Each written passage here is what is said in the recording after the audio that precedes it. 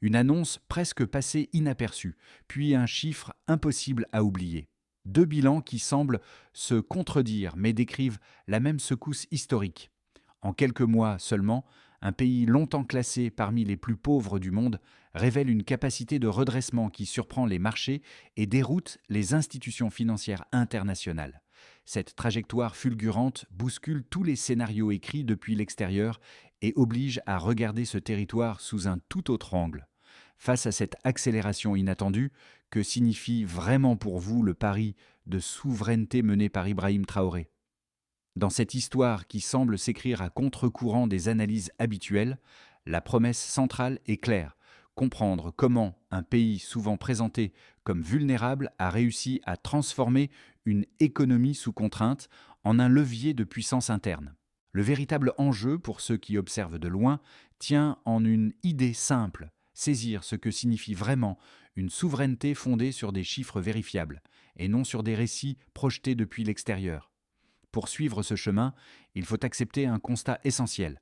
Lorsqu'un État redéfinit la manière dont circulent ses richesses, l'équilibre politique, social et régional change presque immédiatement. Cette dynamique peut sembler abstraite, mais elle s'incarne dans des décisions très concrètes, parfois abruptes, qui réorientent des secteurs entiers en quelques mois.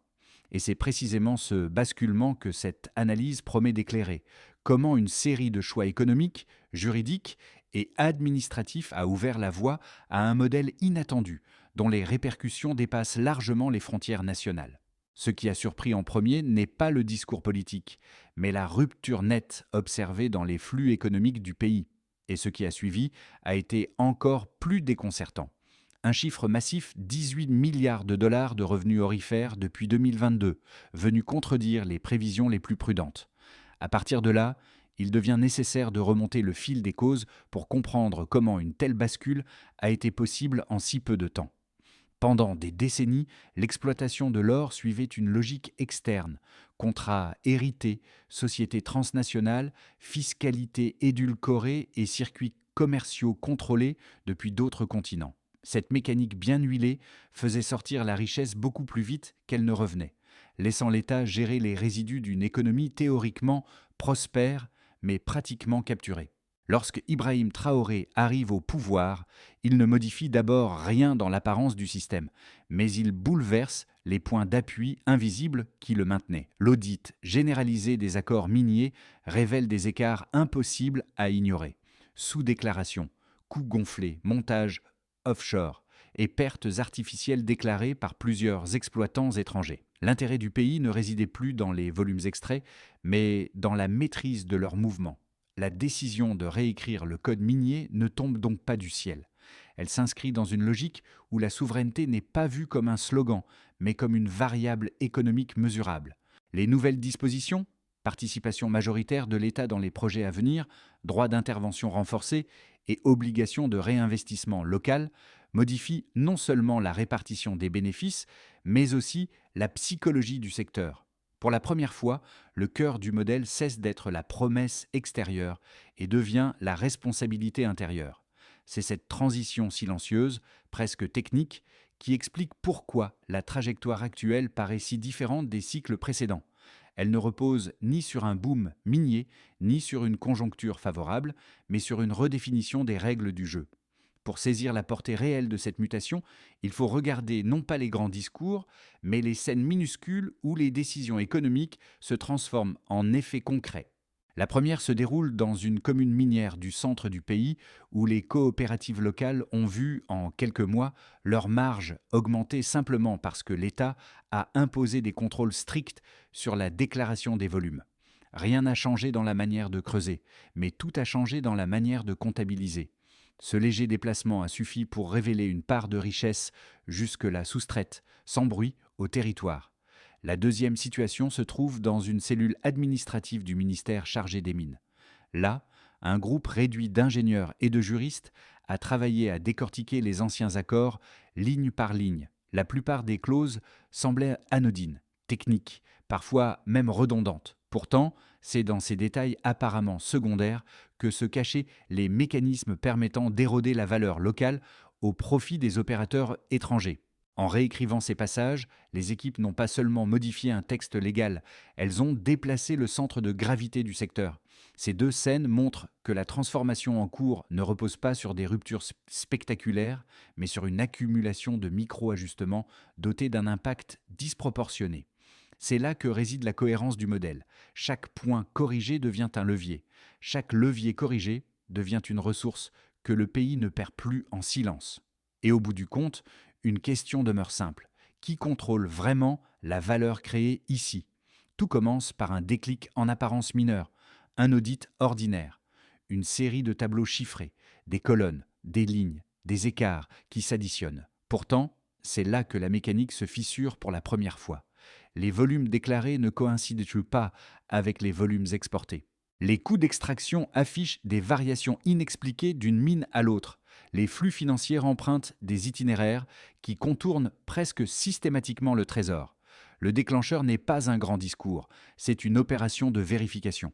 Et une fois la faille identifiée, elle ne peut plus être ignorée. À partir de cet instant, l'administration change de rythme. Les équipes croisent les bases de données. Elles superposent les registres des douanes avec ceux des opérateurs. Elles suivent les cargaisons depuis le site d'extraction jusqu'au point de sortie du territoire. Elles vérifient les déclarations, puis les contre-déclarations. Les écarts se multiplient. Les preuves se solidifient. Le pays découvre l'étendue d'une extraction qui enrichissait des bilans lointains tout en laissant ici des routes dégradées, des nappes menacées, des services publics sous-financés. Le modèle semblait fonctionner, mais seulement pour ceux qui l'avaient conçu. Alors, le gouvernement tranche. Les licences non conformes sont suspendues. Certaines sociétés protestent avec vigueur. D'autres demandent des délais, invoquent trop des clauses, brandissent des risques pour l'emploi. Mais cette fois, les règles ne bougent plus. Ibrahim Traoré assume une ligne ferme. Pas d'exception discrète, pas de négociation parallèle, pas d'accord spécial derrière des portes closes. La décision tombe tôt, avant que les opérateurs n'aient le temps de réorganiser leur schéma d'évitement. C'est cette rapidité qui marque la rupture. Le pays ne discute plus de sa souveraineté, il l'exerce. Le point culminant arrive lorsque les premières mines passent sous contrôle national effectif. Le choc médiatique est immédiat. Les marchés s'inquiètent. Des chancelleries contactent discrètement Ouagadougou. Des analystes évoquent le spectre de l'isolement et des fuites de capitaux. Certains prédisent une chute durable des investissements. Pourtant, sur le terrain, l'effet visible est différent. Les travailleurs observent leurs marges progresser. Les collectivités locales ressentent les premières améliorations dans les transferts. La trésorerie publique reçoit enfin des flux cohérents avec les volumes réellement extraits. C'est un renversement en apparence simple. L'or ne quitte plus le territoire avant d'être compté sous contrôle national. Et ce détail, longtemps traité comme secondaire, modifie l'ensemble de l'équation. Les cargaisons sont pesées par des agents de l'État. Les volumes sont certifiés selon des procédures standardisées. Les déclarations d'exportation deviennent beaucoup plus difficiles à manipuler. Les opérateurs doivent soumettre leur chaîne d'approvisionnement à des règles claires. Le coût de la dissimulation augmente. Le bénéfice de la transparence devient supérieur au risque de fraude. Le secteur bascule progressivement. Le souffle de la crise initiale retombe, mais pas la dynamique enclenchée. Le pays constate les premiers gains durables. Les recettes se stabilisent, puis s'épaississent. Les collectivités financent des services qu'elles n'avaient jamais pu sécuriser auparavant. Les tensions sociales diminuent autour de plusieurs sites miniers. Les circuits informels reculent. L'État ne gagne pas seulement de l'argent. Il gagne une capacité de pilotage. Et la politique, jusque-là sur la défensive, commence enfin à avancer. Pour mesurer l'ampleur réelle de la transformation, il faut désormais quitter le terrain des intentions et regarder les chiffres qui structurent ce nouveau cycle économique. 3 indicateurs suffisent à montrer que le pays a changé de trajectoire et qu'il ne s'agit plus d'une simple alternance administrative, mais d'une recomposition profonde du secteur aurifère. Premier chiffre, 18 milliards de dollars de revenus aurifères depuis 2022. Ce montant, vérifiable dans les registres consolidés du Trésor, représente une croissance que peu d'observateurs avaient anticipée. Ce volume inédit traduit une captation nationale enfin alignée sur l'extraction réelle. Les flux sortants ne passent plus par les circuits opaques qui dominaient autrefois l'industrie, ce qui permet à l'État de mesurer correctement ce qui est extrait, exporté et taxé. Cette visibilité nouvelle n'est pas simplement comptable, elle modifie la manière dont les budgets nationaux sont planifiés et offre une marge d'action qui n'existait pas auparavant. Deuxième chiffre, 5 mines étrangères reprises sous contrôle national. Ce chiffre n'a rien d'abstrait. Il correspond à un basculement institutionnel précis, où les exploitations qui échappaient en grande partie à la supervision publique ont été réintégrées dans un cadre légal remodelé. Cette reprise directe renverse une asymétrie historique dans la gouvernance des ressources nationales.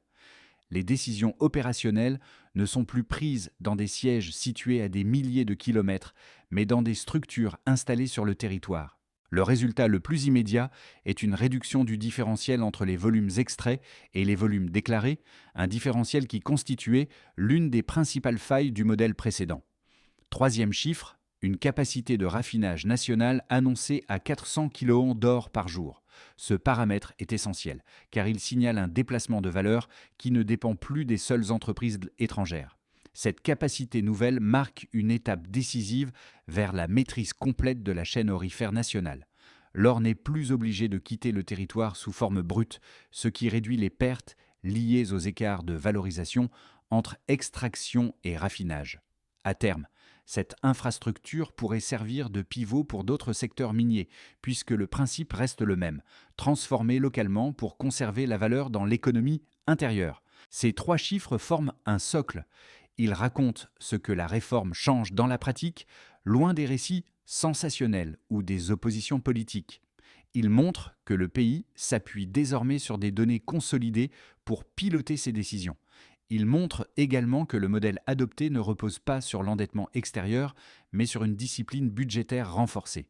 Cette orientation tranche avec plusieurs cycles précédents où la croissance apparente dépendait de flux financiers volatiles ou de contrats défavorables. Ibrahim Traoré se sert de ces résultats comme d'un indicateur de crédibilité interne. Le pays peut désormais financer certains projets sans solliciter d'institutions internationales, ce qui change profondément la psychologie économique nationale. La souveraineté cesse d'être un mot politique et devient un ensemble de mécanismes mesurables. Ce n'est pas la fin du processus, mais c'est le moment où la trajectoire cesse d'être une hypothèse et devient une dynamique structurée. Pour comprendre ce que représente réellement cette transformation, il faut d'abord donner toute leur cohérence aux arguments de ceux qui se montrent sceptiques. Leur première ligne de raisonnement est assez structurée. Pour eux, un État qui reprend des actifs stratégiques risque de provoquer une contraction de l'investissement étranger. Ils estiment que l'incertitude juridique pourrait décourager les entreprises internationales et réduire, à moyen terme, la capacité du pays à financer des projets d'envergure.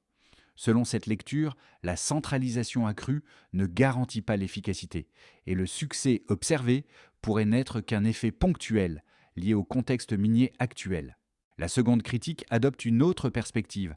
Même si les revenus augmentent, un secteur repris trop vite pourrait se heurter à des limites opérationnelles. Manque de personnel qualifié, risque de gestion, difficulté à maintenir la cadence d'extraction. Certains craignent qu'une gouvernance essentiellement publique manque de fluidité pour absorber la complexité technique des sites miniers, ce qui pourrait entraîner une baisse progressive de la production, voire des tensions avec les partenaires régionaux et logistiques. Ces deux arguments méritent d'être considérés, car ils posent des questions légitimes. Pourtant, les données issues de la séquence récente offrent un contrepoint mesurable. L'investissement étranger n'a pas disparu. Il s'est simplement repositionné vers des structures où la transparence est mieux définie. Les opérateurs qui respectent les normes continuent d'agir, précisément parce qu'un cadre lisible réduit les risques de contentieux. Quant à la capacité opérationnelle, les audits successifs ont montré que les difficultés techniques provenaient moins d'un manque de compétences internes que d'un modèle où l'État ne disposait pas d'informations fiables sur la production réelle. Une fois les volumes maîtrisés, les équipes nationales ont pu adapter la gouvernance sans provoquer de rupture majeure. En d'autres termes, les critiques éclairent des points de vigilance, mais les résultats observés démontrent que la réforme ne repose pas sur un pari idéologique. Elle repose sur des mécanismes concrets, dont les effets se mesurent déjà dans la continuité des flux et dans la cohérence des déclarations. Pour comprendre ce que représente réellement cette transformation, il faut d'abord donner toute leur cohérence aux arguments de ceux qui se montrent sceptiques. Leur première ligne de raisonnement est assez structurée. Pour eux, un État qui reprend des actifs stratégiques risque de provoquer une contraction de l'investissement étranger.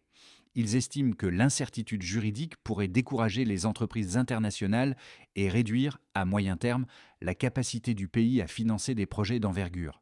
Selon cette lecture, la centralisation accrue ne garantit pas l'efficacité, et le succès observé pourrait n'être qu'un effet ponctuel lié au contexte minier actuel. La seconde critique adopte une autre perspective.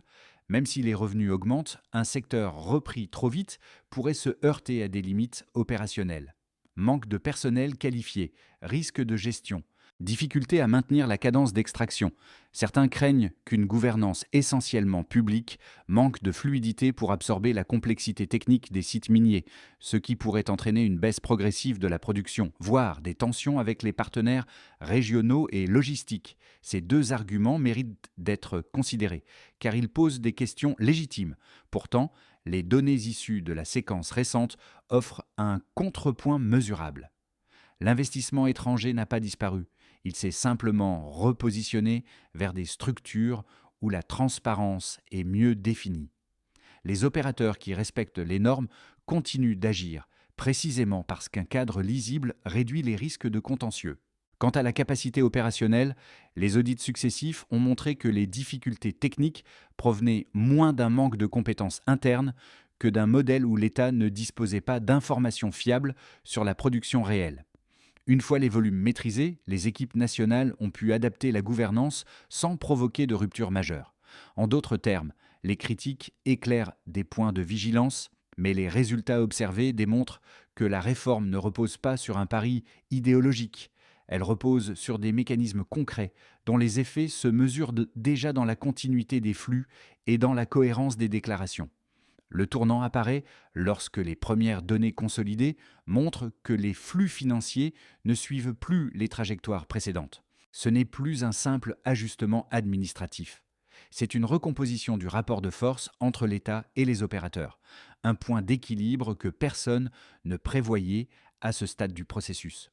Les acteurs du secteur comprennent soudain que la nouvelle architecture n'est pas temporaire, mais structurelle.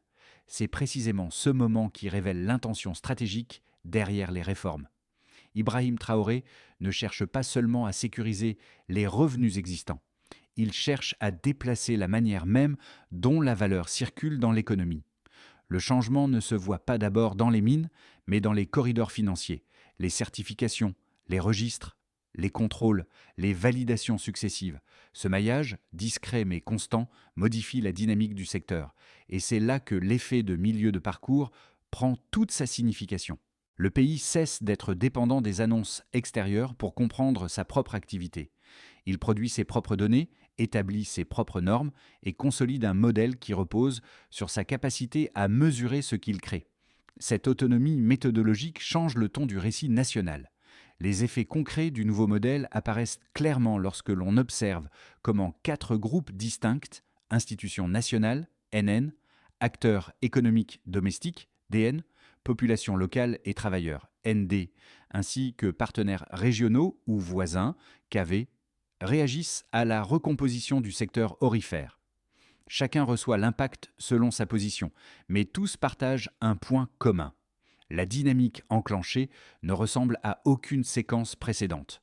Les administrations financières disposent désormais de données cohérentes leur permettant de planifier des budgets réalistes. Elles n'opèrent plus avec des estimations approximatives, mais avec des volumes certifiés. 3 cycles budgétaires montrent déjà une réduction nette des écarts entre prévisions et recettes. Ce resserrement améliore la crédibilité interne du fonctionnement institutionnel. Pour les entreprises locales, la stabilisation des flux crée un environnement plus lisible. Le risque d'arbitrage défavorable diminue, car les marges ne sont plus aspirées vers des circuits opaques. Plusieurs opérateurs nationaux constatent une augmentation de leur capacité d'investissement liée à la régularisation progressive des paiements. Ce climat de prévisibilité encourage les initiatives productives dans d'autres secteurs, notamment l'agro-transformation. Le changement se ressent dans les micro-variations du quotidien. Transferts plus réguliers, équipements communautaires financés avec davantage de stabilité, tensions locales réduites autour des zones d'exploitation. Ce groupe, longtemps relégué au second plan, bénéficie d'une redistribution plus directe. Les travailleurs observent aussi un renforcement des coopératives, facilité par la réduction des pertes non déclarées. Les décisions prises à Ouagadougou déclenchent une onde d'ajustement dans plusieurs capitales du Sahel. Le repositionnement des contrats miniers inspire une révision des cadres juridiques au Mali et au Niger. Cette convergence crée un effet de couplage. Les pays voisins synchronisent davantage leurs exigences, ce qui réduit l'espace pour les pratiques opportunistes des opérateurs transnationaux. La coordination régionale gagne en cohérence, notamment dans le cadre de l'AES. L'ensemble de ces impacts renvoie à une idée simple. Une réforme ne se mesure pas seulement par ses revenus, mais par la manière dont elle réorganise les relations entre ceux qui produisent, ceux qui décident et ceux qui vivent des retombées. La trajectoire pilotée par Ibrahim Traoré illustre cette logique.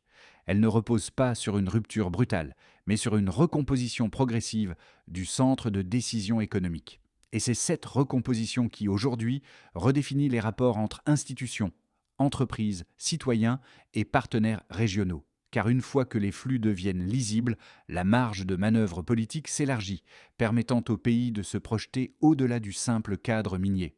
Dans les 6 à 12 prochains mois, une même interrogation reviendra sans cesse. Jusqu'où ce modèle peut-il aller sans se déformer ni se renier ? À partir des données déjà visibles, 3 trajectoires cohérentes se dessinent, non comme des prophéties, mais comme 3 façons différentes d'organiser les mêmes éléments de réalité et les mêmes contraintes. Dans cette configuration, la consolidation se poursuit à un rythme soutenu mais contrôlé. Les recettes liées à l'or restent élevées, sans envolée spectaculaire ni effondrement brutal. Les capacités de raffinage montent progressivement en puissance, voient des volumes réguliers, mais encore en deçà du maximum technique annoncé. Les audits internes se stabilisent, les procédures de traçabilité deviennent une routine administrative et les partenariats régionaux, dans le cadre de l'AES, avancent par ajustements successifs. Le pays ne franchit pas de seuil spectaculaire, mais ancre durablement sa nouvelle architecture économique et budgétaire. Ici, plusieurs paramètres se synchronisent favorablement. La raffinerie atteint rapidement un régime proche de sa pleine capacité, ce qui augmente la valeur retenue sur le territoire et renforce la trésorerie publique. Les mécanismes de certification sont étendus à d'autres ressources stratégiques, créant un effet d'entraînement dans des secteurs voisins comme l'agro-industrie, certains métaux et l'énergie. Les entreprises nationales profitent d'un climat de confiance renforcé pour investir dans la transformation locale, l'outillage et la logistique. La coopération régionale s'intensifie, notamment autour des corridors de transport et des interconnexions électriques, et le pays devient une référence concrète pour d'autres États du Sahel cherchant à réviser leurs propres contrats. Dans cette hypothèse, des facteurs externes viennent perturber la trajectoire. Pression de certains opérateurs, volatilité marquée des cours internationaux, décisions politiques défavorables ou obstacles diplomatiques ralentissant les exportations. Les capacités administratives se retrouvent sous charge, les délais de contrôle s'allongent et la mise en œuvre des nouvelles normes progresse plus lentement que prévu. Les flux restent positifs, mais la marge de manœuvre budgétaire se rétrécit temporairement, obligeant à hiérarchiser plus sévèrement les priorités d'investissement et à différer certains projets symboliques. Cette phase teste la solidité réelle des mécanismes mis en place. Entre ces 3 scénarios, une même recommandation de méthode se dégage. Conserver la discipline qui consiste à mesurer avant d'ajuster, plutôt qu'ajuster avant de mesurer, afin que chaque correction reste ancrée dans des données vérifiables, plutôt que dans la pression du moment ou dans la peur de décevoir l'extérieur. Lorsque l'on quitte les tableaux chiffrés pour regarder ce que cette transformation signifie pour ceux qui observent depuis l'extérieur, 3 façons de se situer apparaissent. Elles ne sont ni exclusives ni hiérarchisées. Elles décrivent simplement les angles à partir desquels chacun peut éprouver ce basculement. Ceux qui cherchent à comprendre se concentrent sur la lisibilité du processus. Pour ces personnes, l'enjeu principal réside dans la lisibilité. Elles veulent contrôle, elles veulent non savoir comment un pays, longtemps décrit comme dépendant des flux extérieurs, parvient à stabiliser ses recettes en quelques années. Elles suivent les décisions, comparent les normes, examinent les premiers résultats opérationnels. Pour elles, l'intérêt du moment tient à la mécanique, pas au récit. Ce qui compte, c'est la façon dont un système peut être réécrit sans provoquer de rupture incontrôlée. Ceux qui se projettent voient, dans le cas burkinabé, un laboratoire utile. Ici, les observateurs se demandent comment certaines règles pourraient s'appliquer à d'autres secteurs ou à d'autres régions. Traçabilité, raffinerie locale, participation publique majoritaire. Ils évaluent les risques, les leviers, les conditions de transfert. Leur regard n'est pas admiratif, il est méthodique. Ils cherchent ce qui est reproductible, ce qui dépend du contexte, ce qui repose sur l'intention politique plus que sur l'économie elle-même. Ceux qui ressentent les effets à distance perçoivent cette transformation comme un signal. Pour eux, la transformation est moins un modèle qu'un signal. Ils observent la manière dont les décisions prises à Ouagadougou modifient les équilibres régionaux, inspirent des ajustements chez les voisins ou obligent certains acteurs internationaux à revoir leurs paramètres d'engagement. Ils ne s'intéressent pas seulement au Burkina Faso, mais au mouvement plus large qu'il déclenche. Dans ces trois regards, une même idée circule. Une transformation économique réussie ne change pas seulement un pays, elle change la manière dont les autres se situent face à lui. Pour comprendre comment la trajectoire engagée peut se maintenir dans les mois à venir, il faut observer les étapes concrètes qui structurent la mise en œuvre. Non pas des grands slogans, mais des séquences opérationnelles, chacune associée à un acteur précis, un calendrier plausible et un indicateur mesurable. C'est cette méthode que l'équipe d'Ibrahim Traoré privilégie pour éviter que l'élan actuel ne se disperse. Consolidation des données. Les administrations financières doivent uniformiser les procédures de certification. Quand? Immédiatement, avec un cycle trimestriel de validation. Mesure. Réduction des écarts entre volume extrait, certifié et exporté. Stabilisation de la raffinerie nationale. L'objectif est d'atteindre un fonctionnement régulier, même à un niveau intermédiaire. Quand, d'ici 6 mois, mesure volume traité par jour et taux de conformité technique. Extension progressive des normes de traçabilité. Cible. Appliquer les standards actuels de l'or à 2 autres ressources stratégiques. Quand? Dans un horizon de 9 mois. Mesure. Pourcentage de flux contrôlé par les mêmes protocoles que l'or. Coordination AES renforcée. Les pays membres doivent harmoniser certaines exigences pour limiter les contournements. Quand? Au cours des 2 prochains cycles ministériels. Mesure. Convergence des seuils réglementaires entre les 3 États. Allocation ciblée des recettes nouvelles. Priorité à l'énergie, au stockage agricole et aux infrastructures de transport. Quand? Selon la disponibilité budgétaire consolidée. Mesure. Progression des taux de financement national dans ces secteurs. L'enjeu est simple. Un modèle reste solide lorsqu'il peut être répété sans s'appuyer sur l'exception. Lorsque l'on revient aux scènes silencieuses qui ont lancé cette trajectoire, on comprend mieux ce que représente réellement la transformation en cours. Dans la petite cellule administrative évoquée plus tôt, celle où quelques ingénieurs et juristes avaient réécrit des lignes de contrat paraissant insignifiantes, la portée du geste apparaît aujourd'hui avec plus de netteté. Ce travail minutieux, presque invisible pour le grand public, est devenu l'un des points d'ancrage du modèle défendu par Ibrahim Traoré. C'est là, dans ces ajustements microscopiques, que se sont formés les leviers permettant au pays de reprendre la main sur ses flux, ses marges et sa capacité à décider. Ce qui touche le plus, ce n'est pas la rupture spectaculaire, mais la constance d'un mouvement qui relie les bureaux discrets, les sites miniers, les communautés et les institutions. La cohérence n'est pas née d'une proclamation. Elle est née du travail répété, des règles appliquées sans exception et de la volonté d'assumer la responsabilité de ce qui circule dans l'économie. Et au terme de ce parcours, une évidence s'impose avec une simplicité inattendue. La souveraineté avance par détails maîtrisés. Ce moment que traverse le pays ne s'inscrit pas seulement dans une logique économique. Il ouvre un espace de réflexion plus large sur la manière dont une société choisit de se relier à ses propres ressources. En reprenant le contrôle de ce qui sort du sol et de ce qui circule dans les finances publiques, le pays redessine aussi la place que chacun peut occuper dans ce mouvement collectif. Cela vaut pour les institutions, pour les acteurs économiques, mais aussi pour ceux qui observent à distance et cherchent à comprendre comment un territoire peut se réinventer en s'appuyant sur ses propres outils. Cette dynamique invite à regarder au-delà des bilans annuels et des déclarations officielles pour voir ce qui se transforme dans la durée, la capacité à décider, à produire, à conserver et à transmettre. Une économie qui se reconstruit devient aussi une mémoire qui se renforce. Alors, si cette trajectoire vous interpelle, que retenez-vous de ce passage d'un modèle hérité vers un modèle assumé? Et jusqu'où pensez-vous que cette logique peut aller?